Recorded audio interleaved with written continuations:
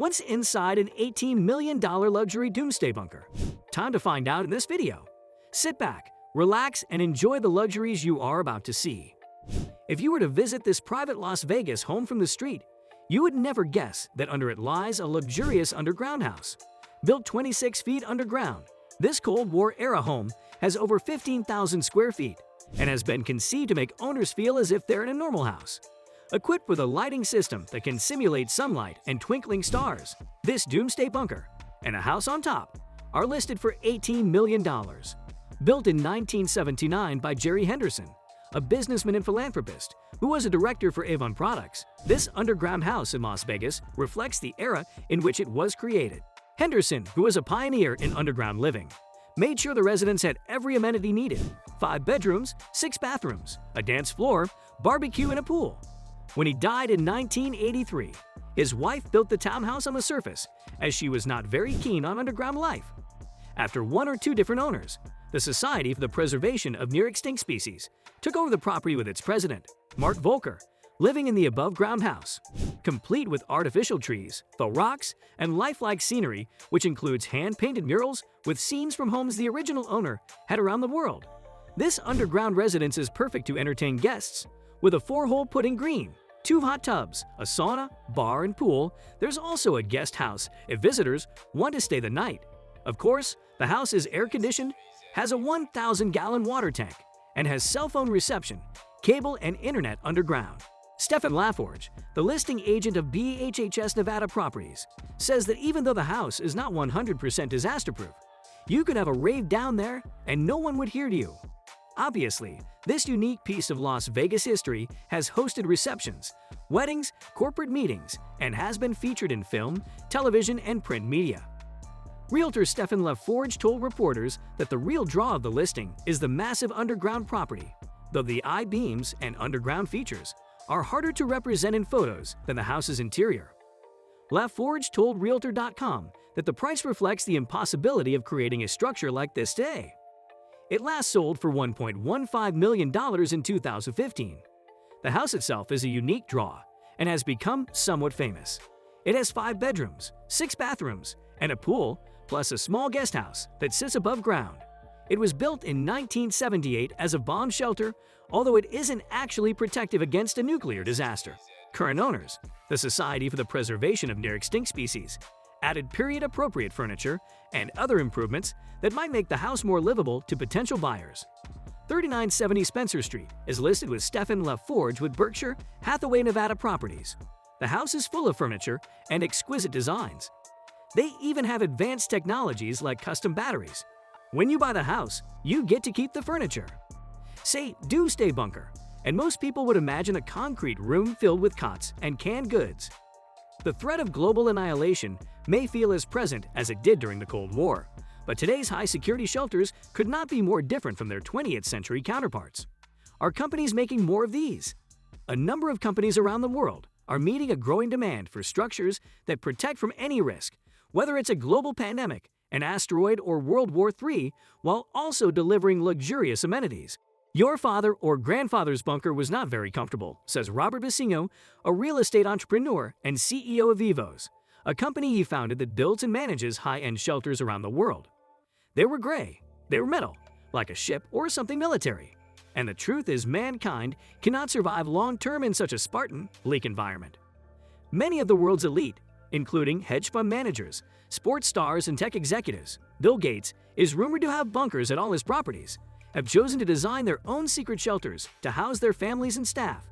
Gary Lynch, general manager of Texas-based Rising S Company, says 2016 sales for their custom high-end underground bunkers grew 700% compared to 2015, while overall sales have grown 300% since the November U.S. presidential election alone.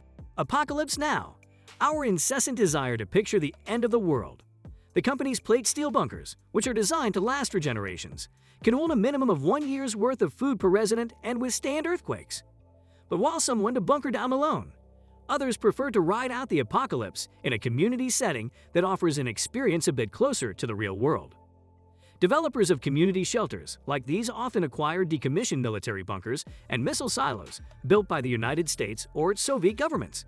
sites that would cost hundreds of millions of dollars to build today. The fortified structures are designed to withstand a nuclear strike and come equipped with power systems, water purification systems, blast valves, and nuclear biological chemical and BC air filtration. Most include food supplies for a year or more, and many have hydroponic gardens to supplement the rations. The developers also work to create well-rounded communities with a range of skills necessary for long-term survival, from doctors to teachers. Vecino says Vivos received a flurry of interest in its shelters around the 2016 election from both liberals and conservatives, and completely sold out of spaces in its community shelters in the past few weeks.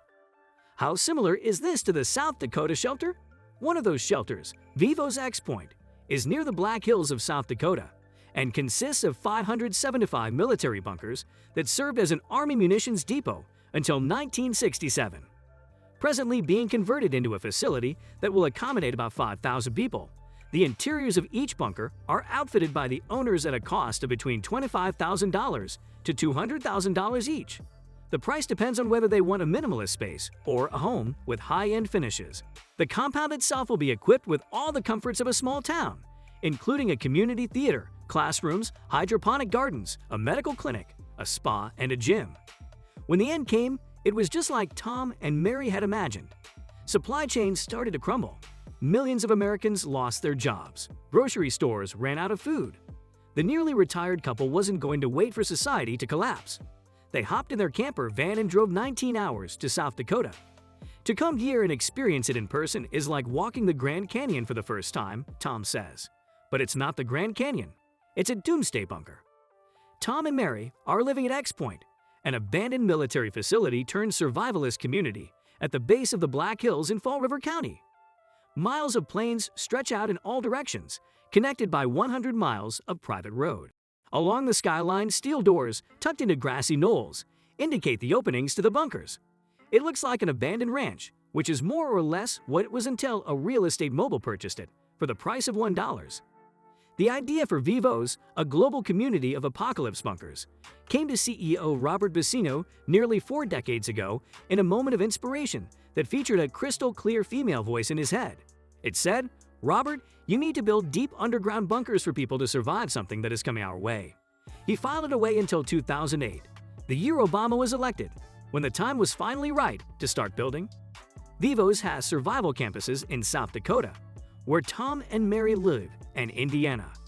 These are for the downmarket bunkers that cost roughly $35,000 each. Vivos Europe, in contrast, is marketed as the ultimate life assurance solution for high-net-worth families. Apartments that cost upwards of $2 million. While Vivos has been profiled as a luxury bunker facility, Vecino says most of his customers are middle class. He describes them as well-educated, average people with a keen awareness of the current global events and a sense of responsibility, knowing they must care for and protect their families during these potential epic and catastrophic times. Based on the people I spoke to for this story, it seems they're also all polite, white, and Trump-supporting. As COVID-19 brings the real estate market to a standstill, demand for doomsday bunkers is at an all-time high or low since the structures are underground. The shelters were once signifiers of fringe prepper communities worried about the coming apocalypse. During the pandemic, they'd become vacation homes. People thought we were crazy because they never believed anything like this could happen, says Vecino. Now they're seeing it. Everybody is a believer. Bunkers give people a sense of control, the feeling that they can fend for themselves. Their newfound popularity mirrors an overall trend toward more disaster preparedness, where behaviors that used to seem paranoid, like stockpiling food, look normal, if inadvisable, in light of the ongoing pandemic. But the trend also has a darker side, the sense that people need to protect themselves against the other. The have-nots are going to go after the haves, Vecino tells me. They will knock on your door, and if you don't have enough to give, it gets ugly. That was a surprising twist, wasn't it? Well, that's it for this video. Make sure to leave a like and subscribe as well. Goodbye.